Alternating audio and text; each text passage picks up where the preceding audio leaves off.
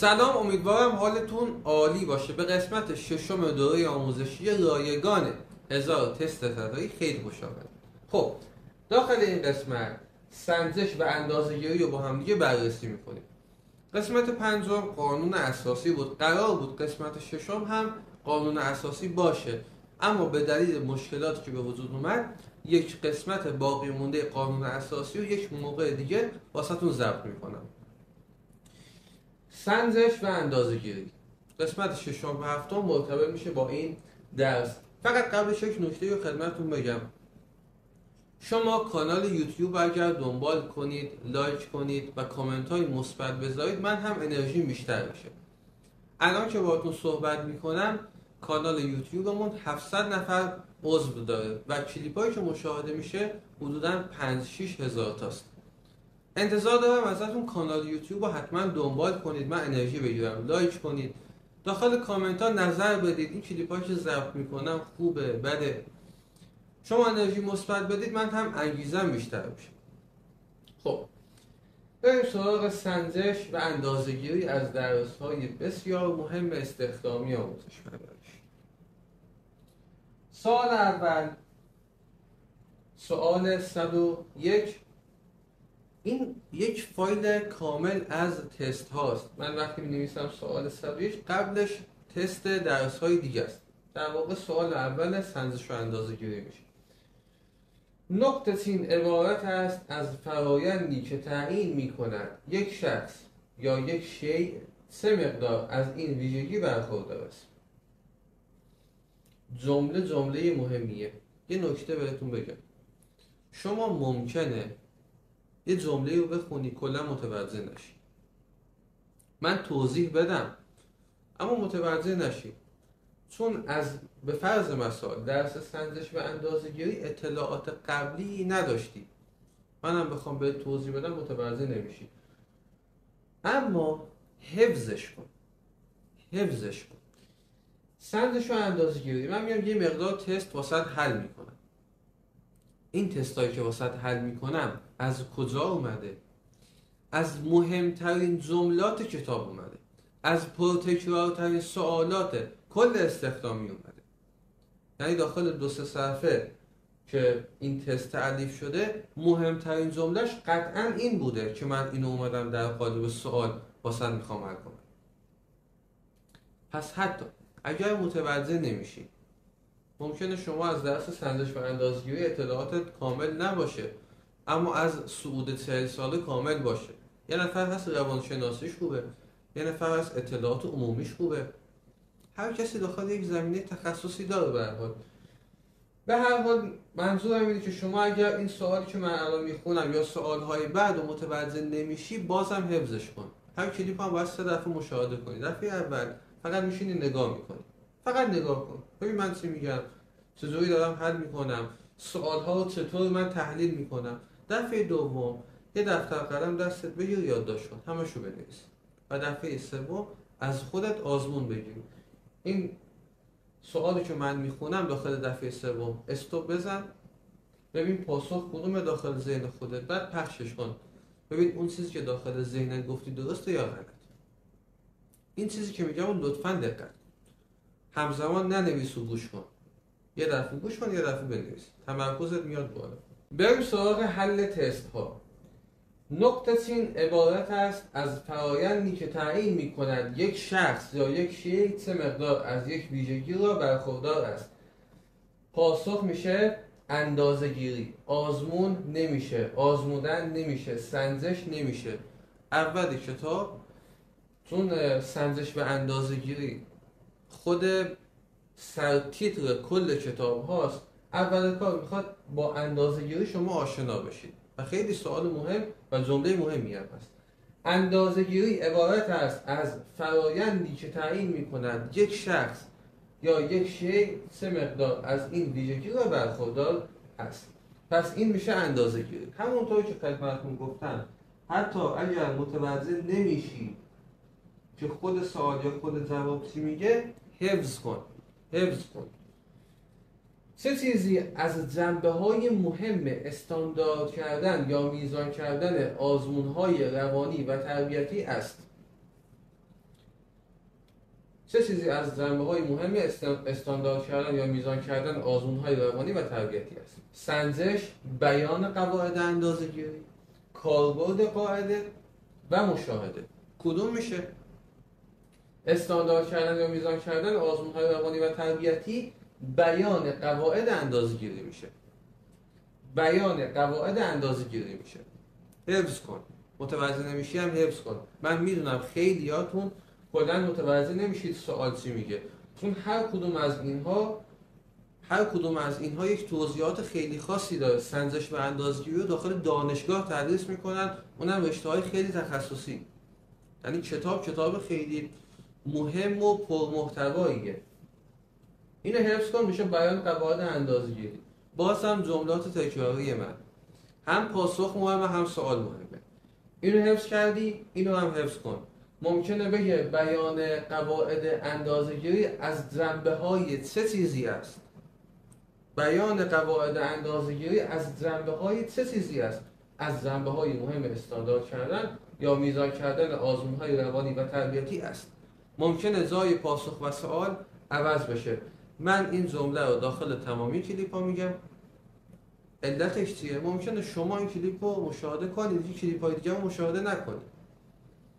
خیلی هستن این درس رو مشکل دارن، درس‌های دیگر مشکل ندارن. میخوام این جمله و جملاتی که تکراری هستن رو داخل تمامی کلیپ‌ها بگم که نکات مهمی هست، که هر کسی حتی خواست یه دونه از کلیپ‌های منو مشاهده کنه، این جمله داخل گوشش ثبت بشه. پس 102 شد بی. یه مقدار سریع‌تر سوالات رو حل کنیم. معمول ترین وسیله اندازه‌گیری ویژگی‌ها یا صفات روانی نقطه سین است. معمول ترین وسیله اندازه‌گیری با چه چیزی اندازه‌گیری می‌کنن ویژگی‌ها یا صفات روانی رو؟ با سنجش، با مشاهده، با آزمون یا با ارزشیابی؟ معمول ترین وسیله اندازه‌گیری آزمونه. معمول ترین وسیله اندازه‌گیری آزمونه. حالا اندازه‌گیری چه چیزی؟ ویژگی‌ها یا صفات روانی؟ خب بعدی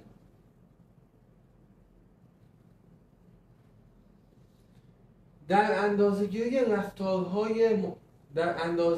رفتارهای معرف ویژگی‌های روانی کدام یک ویژگی‌های غیرتوانایی را می‌سنجد؟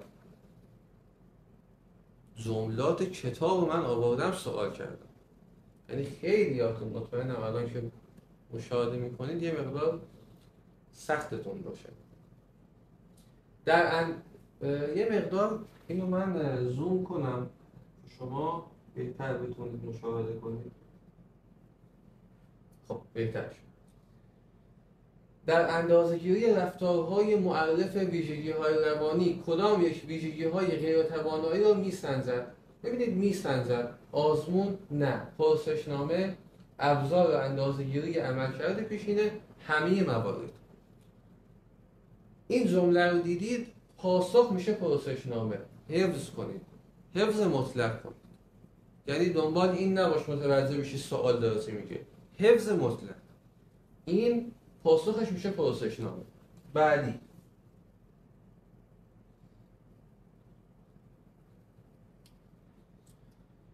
کدام یک از موارد زیر در رابطه با آزمون و پرسشنامه صحیح نمی باشد؟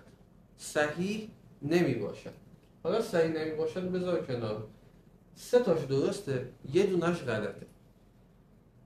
آزمون و پرسشنامه اولا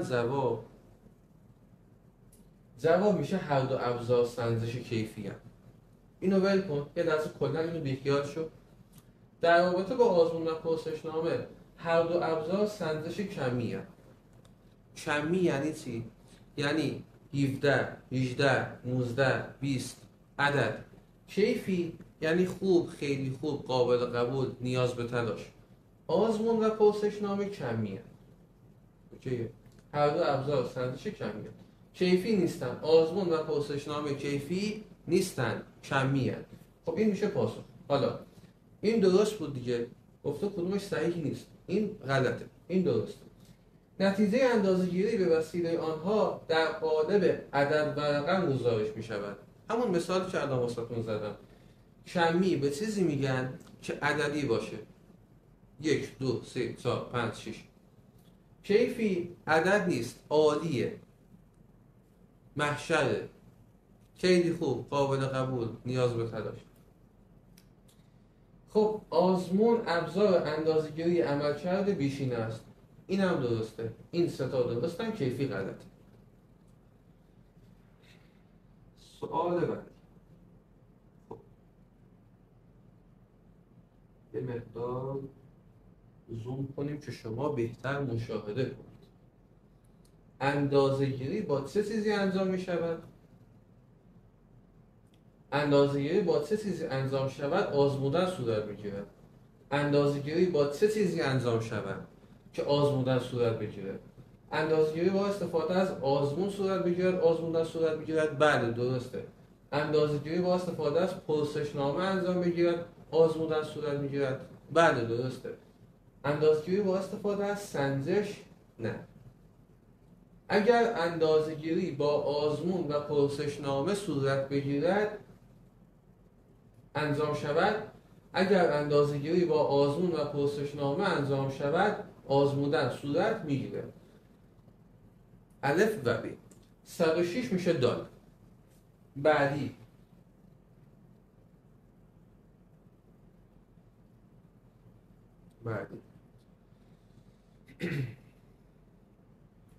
این میشه جیم، اشتباهی دال نوشته شد.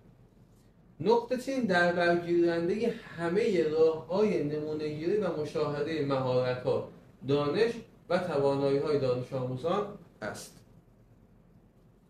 سازمان سنجش معنیش چیه؟ سنجش به این معناست که در برگیرنده همه راه‌های نمونه‌گیری و مشاهده مهارت، دانش و توانایی‌های دانش آموزان است.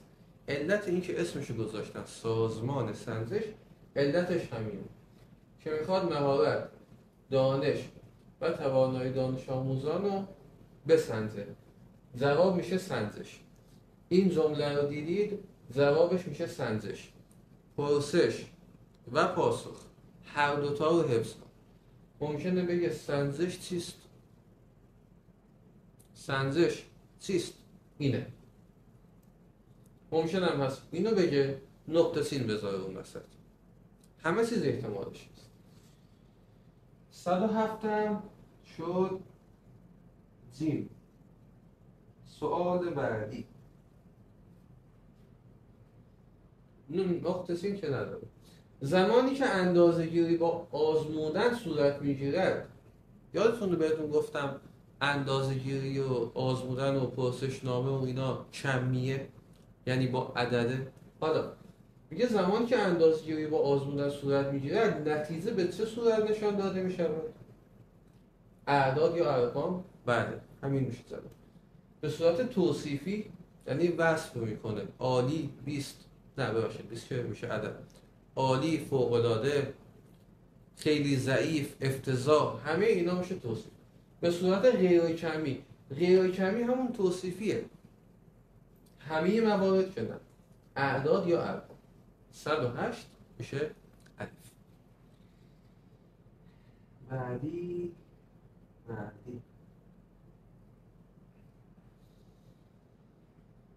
خب اینم باز یک تعریفه که شما باید هم پاسخ حفظتون باشه، هم باید سوال حفظتون باشه. نقطه سین یک فرایند نظامدار برای جمع آوری، تحلیل و تفسیر اطلاعات گفته می شود. اندازه‌گیری میشه؟ نه، اندازه‌گیریش یک تعریف دیگه داشت. ارزشیابی میشه، آزمودن میشه، این جی بوده، آزمودن میشه یا سنجش میشه. ارزشیابی یک فرایند نظامدار برای جمع آوری، تحلیل و تفسیر اطلاعات است. پس جواب میشه ارزشیابی. حفظ کنید اینا رو. حفظ کنید که سوالاتی که واسهتون آوردم خب من طراح سوال نیستم، اما سوالاتی که آوردم اینقدر مهمن که احتمال این که داخل آزمون بیاد واقعا بالاست. حفظ کنید اینا رو، از دستش ندید. بعضی وقتا هست یک مسائل ساده رو اینقدر ما بهش بی‌توجهی میکنیم که داخل آزمون سوال میاد میگی وای اینقدر این سوال آسون بود که من حتی حفظش هم نکردم. واقعا پیش میاد بعضی وقتا اینقدر سوال ساده است که شما به طراح سوال شک میکنیم، میگی واقعا اینقدر سوال ساده رو الان من باید حل کنم، و اینقدر میترسی که جوابشون اصلا نمیدی یا شک میکنی میگی کدومش میشه. شاید ساده باشه در ظاهر، میگی خب ارزشیابیش فواید نظامدار واسه تفسیر و تحلیل اطلاعات، خب باشه حفظش کردم. اینقدر ممکنه ساده باشه که تو داخل آزمون به شک بیفتی. واسه من که داخل دبیرستان بودم کنکور سراسری شرکت کردم، پیش اومده واسه اون چند هزار دانشجویی که داشتم، دانشپذیری که داشتم، پیش اومده. اینا نکاتیه که بهش بی‌توجهی نباید کنید، خیلی نکات مهمیه. بعضی وقتا همین نکات ساده باعث میشه شما روش مطالعه‌تون رو تصحیح کنید و قبول بشید. سوال بعدی خیلی سوال خوبیه.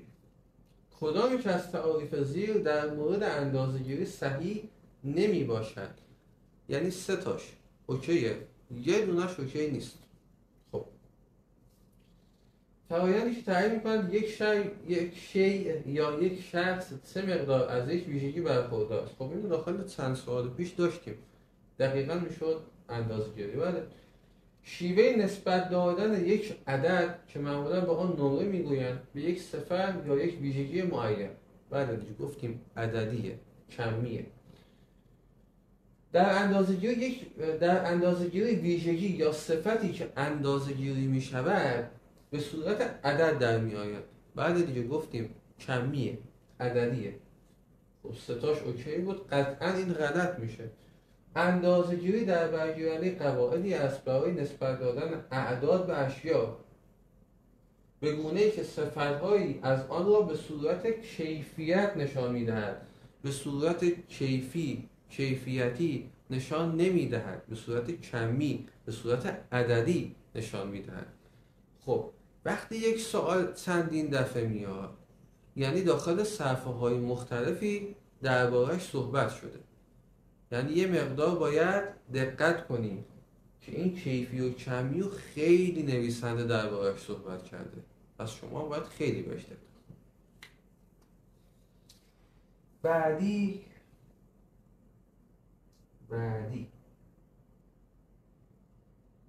خب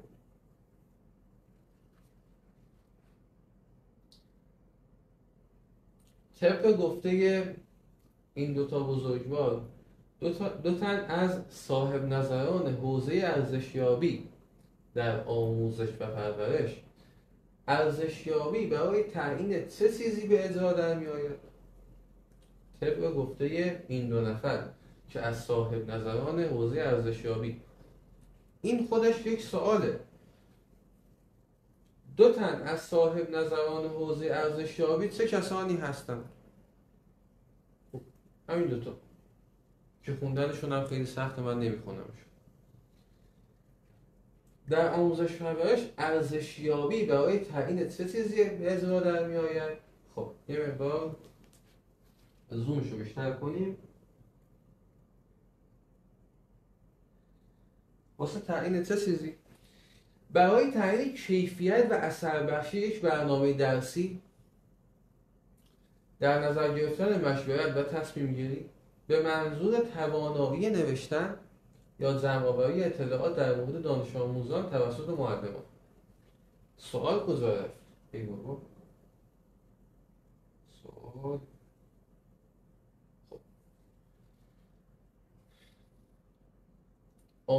داخل آموزش پرورش ارزشیابی برای تعیین کیفیت و اثر بخشی یک برنامه درسی به اجرا در می آید. یعنی آموزش پرورش چرا ارزش یابی میکنه؟ واسه این که تعیین بشه کیفیت و اثر بخشی یک برنامه درسی. به این دلیله که آموزش پرورش ارزش یابی میکنه. حالا این جمله رو چه کسانی گفتن؟ این دوتا گفتن. داخل همین یه دونه سوال من میتونم 4 تا سوال مختلف ازش طرح کنم. اول بیام این دوتا رو جا خالی بدم، بعدیش میتونم بیام همینو در قالب سوال بیارم، این بشه پاسخ. بعدیش میتونم ارزشیابی رو جا خالی بدم در آموزش پرورش واسه چه چیزی تعیین میشود؟ واسه ارزشیابی. اینم بعدیش کدوم بود؟ یه دونه سوال دیگه هم میتونم ازش در بیارم. برای تعیین نقطه سین و نقطه سین یک برنامه درسی اینو بیارم بگم واسه تعیین چه چیزهای ارزشیابی استفاده میشود؟ کیفیت و اثر بخشی. حالا سوالات دیگه هم شاید بشه ازش در بیارم، اما میخوام بهتون بگم بعضی از سوالاتی که من دارم واسهتون الان حل میکنم اینقدر ارزشمندن که باید بنویسید و 3-4 دفعه بخونید و حفظش کنید، هم سوالو هم پاسخ. این خیلی سوال خوبی بود. بقیه‌اش هم دیگه بخونید. واسه تعیین کیفیت و اثر بخشی یک برنامه درسی ارزشیابی در آموزش پرورش صورت میگیره. بعدی خب کدام روش قویاً بر روش‌ها و فنون بررسی تجربی متکی میباشد؟ ارزشیابی آموزشی، پژوهش آموزشی، سنجش الف و ب. سنجش کلا مرتبط با این موضوع نیست. ارزشیابی آموزشی و پژوهش آموزشی میشه پاسخ. 112 میشه الف و ب. بعدی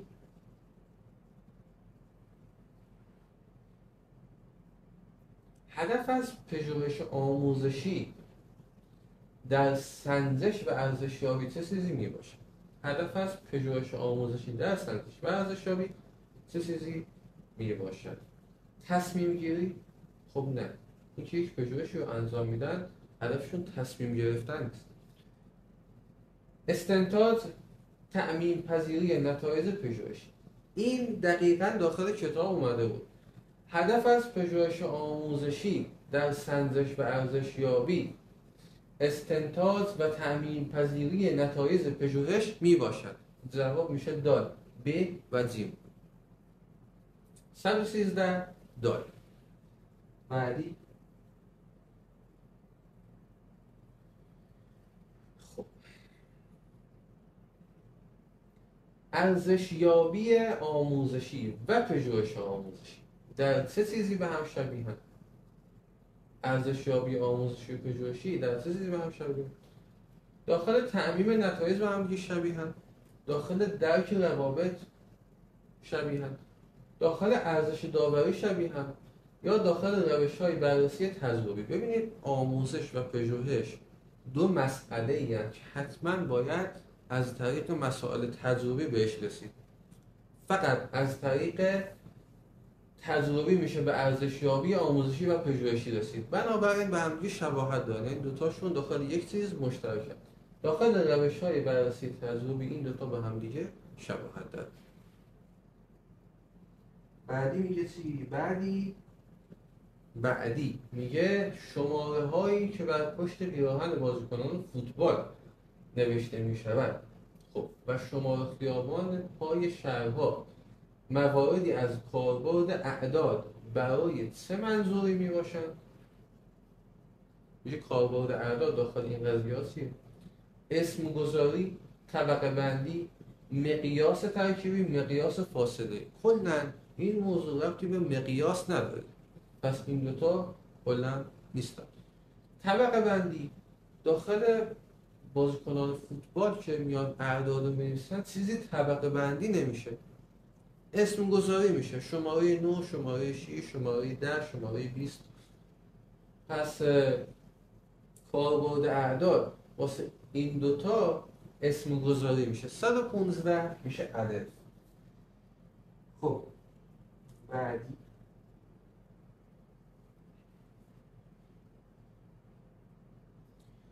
کدام یک از موارد زیر در رابطه با ویژگی مقایس ترتیبی صحیح می باشد؟ دسته از افراد یا اشیا با توجه به یک صفت از بزرگ به کوچک یا بالعکس مرتب می شود. خب از بزرگ به کوچک یا بالعکس مرتب می شود. خب این درست. معلوم نیست که هر یک از افراد یا اشیا به مفهوم مطلق چقدر از آن صفت را دارد. درسته، چرا؟ چون این صفت این ترتیب ربطی به همدیگه ندارن، بنابراین معلوم نیست. مشخص نیست که این اشیا یا افراد از لحاظ صفت در مورد اندازه‌گیری چه مقدار از یکدیگر فاصله دارند. بپذیریم تقریبا شبیه همدیگر درستن. الف هم که درست بود، جواب میشه همه موارد. 116 میشه دار. بعدی رو هم که بررسی کنیم.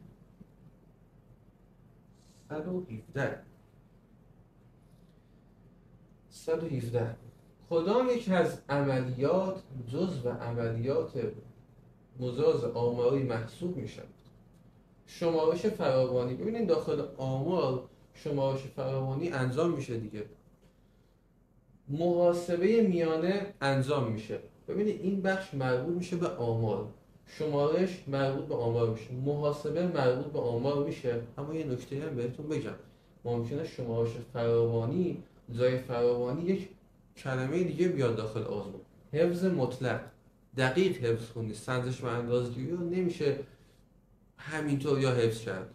دقیق حفظ کن. شمارش فراوانی، محاسبه میانه و این همین یه جمله‌ای که من میخوام بهتون بگم باید 1 ساعت درباره‌اش حرف بزنم اگه بخوام واسهتون توضیح بدم که اینا کلاً چه چیزهایی هستن.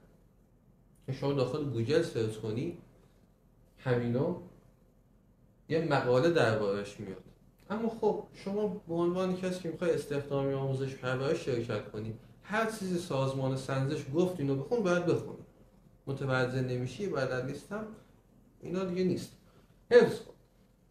محاسبه ضریب و همبستگی رتبه‌ای اسپیرمن. خب 3 تاش درسته، 3 تاش داخل کتاب اومده بود و جواب میشه همه موارد. 117 میشه داد. بعدی 118 در عملیات مجاز ریاضی کدام یک از موارد زیر مجاز نیست؟ جمع، ضرب و تقسیم، تفریق، همین موارد مجاز است. ضرب و تقسیم داخل عملیات مجاز ریاضی نباید استفاده بشه. ضرب و تقسیم نباید استفاده بشه. بعدی خب 119 سوال هفته چند ساعت سریال تلویزیونی تماشا می‌کنید؟ خب مقیاس معین برای طرح این نوع سوال کدام است؟ مقیاس اسمی، مقیاس ترتیبی، مقیاس فاصله، مقیاس نسبتی. هفته چند ساعت، هفته یعنی هر هفته چقدر داریم تلویزیون نگاه می‌کنید؟ خب این نسبتیه، داره هر هفته رو نسبت به هفته دیگه مقایسه میکنه. مقیاس نسبتیه. 119 میشه دال. بعدی 120 کدام یک از موارد زیر در مورد ویژگی‌های پژوهش آموزشی صحیح می باشد؟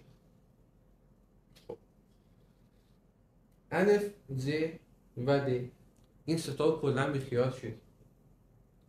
در مورد ویژگی‌های پژوهش آموزشی اهمیت داشتن تأمین پذیری نتایج بسیار مهمه. در مورد ویژگی‌های پژوهش آموزشی، یکی از ویژگی‌های پژوهش آموزشی اهمیت داشتن تأمین پذیری نتایج، یعنی باید بشود نتایج رو به چیزهای مختلف تعمیم داد. اهمیت داشتن تأمین پذیری نتایج از ویژگی‌های پژوهش آموزشی است. اینو یادداشت کن، اینو بنویس. ماشاءالله چه درسی هست. ببین این درسایی که من واسهتون حل میکنم به این شکل نیست که من مسلط باشم به تمامی جزئیات اون مبحث، اما به جملات کتاب مسلط. اونی که 4 سال اومده روانشناسی سنجش و اندازه‌گیری خونده خیلی بیشتر از من تسلط داره. اما آیا همه ما داخل روانشناسی، داخل درس‌های عمومی، داخل نمیدونم وصیت‌نامه امام، داخل اون صعود 40 ساله روش و فنون، آیا ما داخل همه اینا مهارت داریم؟ اصلا انسانی هست که داخل همه اینا فوق‌العاده باشه؟ قطعا هیچ کسی طوری نیست. یعنی فکر نکن مشکل توه یا مشکل یه نفر دیگه است. هر کسی داخل یک زمینه تخصصش بیشتره. اما من اومدم این کتاب خوندم، مطالعه کردم، به کلماتش، به جملاتش مسلطم، با اینکه سنجش و اندازه‌گیری و حرفه‌ای نیستم داخلش.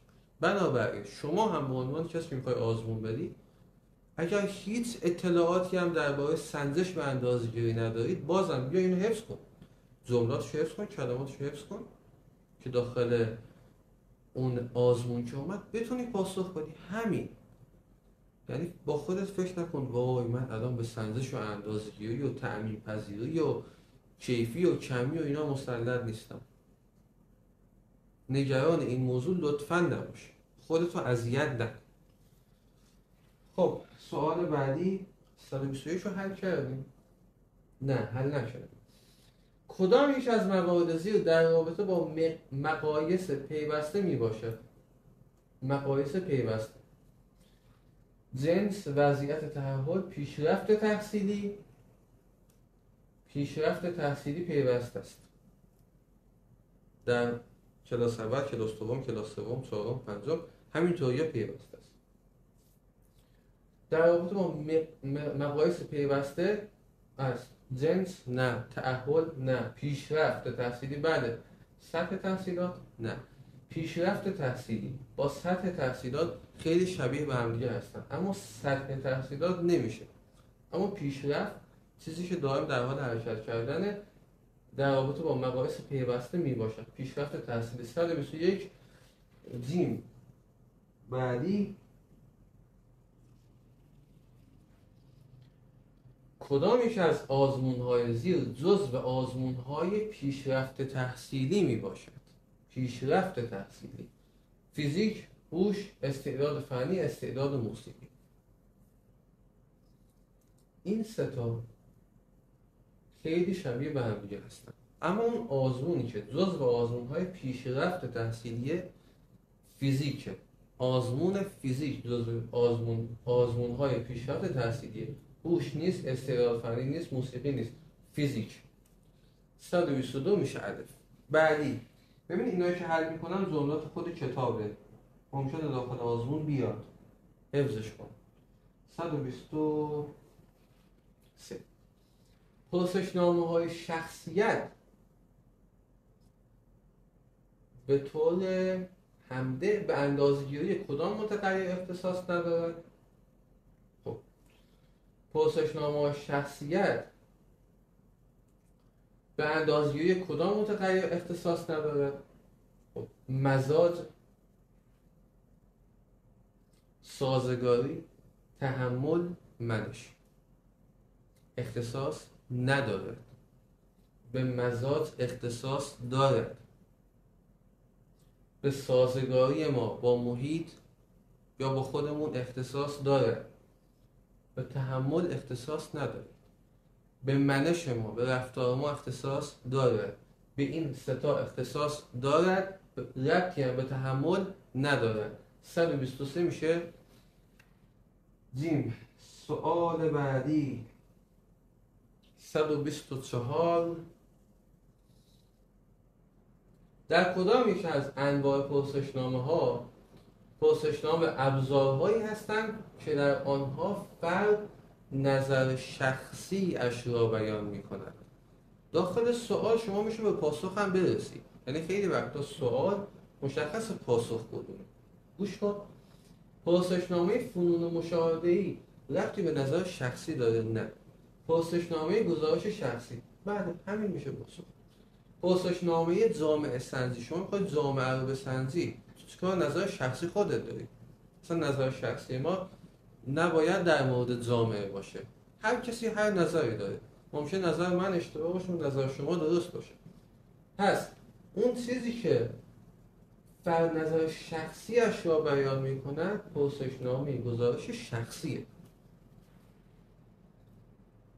و 125 پرسشنامه شخصیت در کدام یک از روش‌های اندازه‌گیری روانی و تربیتی گنجانده می‌شود؟ پرسشنامه شخصیت یک پرسشنامه عاطفیه. وقتی در مورد شخصیت من سوال میکنن، عاطفیه، شناختیه، پیشرفت تحصیلی که اصلا استعداد این است. خب وقتی پرسشنامه شخصیت درباره روان و تربیت اومد، عاطفیه یا شناختی؟ عاطفیه. پرسشنامه عاطفی. و یه نکته دیگه، ممکنه بگه آزمون عاطفی یا پرسشنامه عاطفی. میبینی؟ آزمون پرسشنامه خیلی هم شبیه هم میگن، اما داخل کتاب نیومده آزمون عاطفی، اومده پرسشنامه عاطفی. پرسشنامه عاطفی مرتبط میشه با این سوال. خب تمامه؟ فعلا تمام. داخل این قسمت که قسمت ششم بود، اومدیم سنجش و اندازه‌گیری رو با هم دیگه بررسی کردیم. عزیزان، کانال یوتیوب حتما دنبال کنید. من انرژی میگیرم. لایک کنید، انرژی میگیرم. کامنت خوب بذارید، کامنت مثبت بذارید، نظرتون رو بگید. هر کلیپ بین 2 3 تا 4 ساعت وقت میخواد.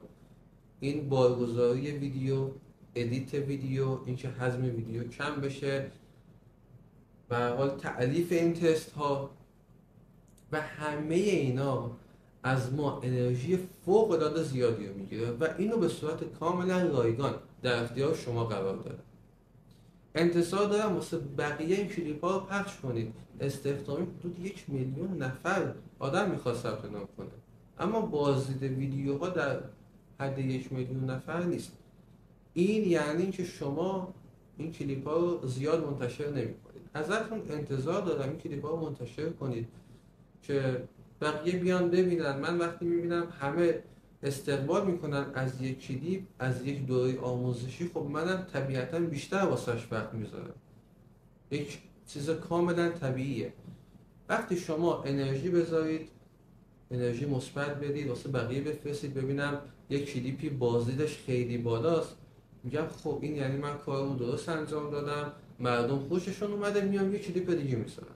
خب اما وقتی میبینم یک کلیپی بازدیدش پایینه، زیاد مشاهده نشده، کسی انرژی نذاشته، کسی لایک نکرده، کسی کامنتی نذاشته، میگم خب شاید من کارمو درست انجام نمیدم. بنابراین انرژی شما نه تنها به من، بلکه به همه آدمایی که کار درستی انجام میدن، آموزش میدن، خب این انرژی دادنتون خیلی مؤثره. جدی میگم خیلی تاثیر داره رو من. امیدوارم از این کلیپ رضایت داشته باشین. داخل قسمت بعدی ادامه تست‌های سنجش و اندازه‌گیری رو با هم دیگه بررسی می‌کنیم. تست‌های کلیپ‌های قبلی هم حتما مشاهده کنید. ان شاءالله که موفق باشید.